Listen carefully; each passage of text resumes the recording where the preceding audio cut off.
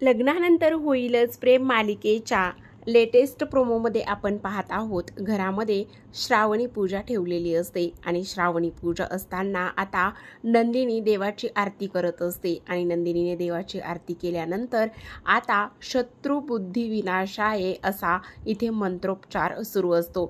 तेवढ्यातच आता नंदिनी सगळ्यांना आरती देत असते आणि जेव्हा नंदिनी इथे वसुहत्यासमोर आरती घेऊन येते तेव्हाच नंदिनी वसुहत्याला म्हणत असते, शत्रू जर घरातीलच असेल तर मग काय करायचं। आणि तेव्हाच वसुहत्या तिला म्हणत असतात, म्हणजे ह्या सगळ्या गोष्टी तू मला का विचारत आहेस आणि हे सगळं मला का सांगत आहेस।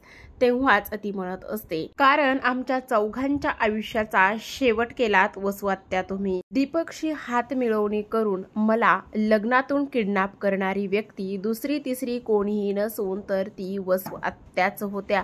ह्या सगळ्या गोष्टी इथे आता नंदिनी बोलत असते आणि तेव्हा चौघांच्या आयुष्याची इथे राख रांगोळी करणारी, चौघांच्या आयुष्याची वाट लावणारी व्यक्ती दुसरी तिसरी कोणीही नाही तर ती घरचीच वसुहत्या आहे।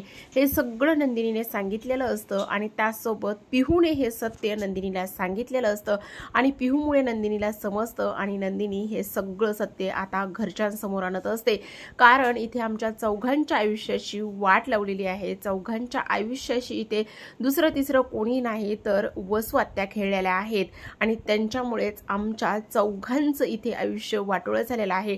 त्याचबरोबर माझी एवढी बदनामी झालेली आहे, सांगा वसुहत्या तुम्ही असं का केलं। ह्या सगळ्या गोष्टी, ह्या सगळ्या प्रश्नांची उत्तरं नंदिनी आणि आता मानिनी वसुहत्याकडे मागत असतात। तर प्रेक्षकांनो, हे पाहणं खूपच इंटरेस्टिंग आणि रंजक असणार आहे। आता वसुहत्यासोबत इथे घरचे काय न्याय करतील, त्याचबरोबर नंदिनी आता कुठला रौद्र अवतार धारण करेल, तर पाहत रहा लग्नानंतर होईलच प्रेम।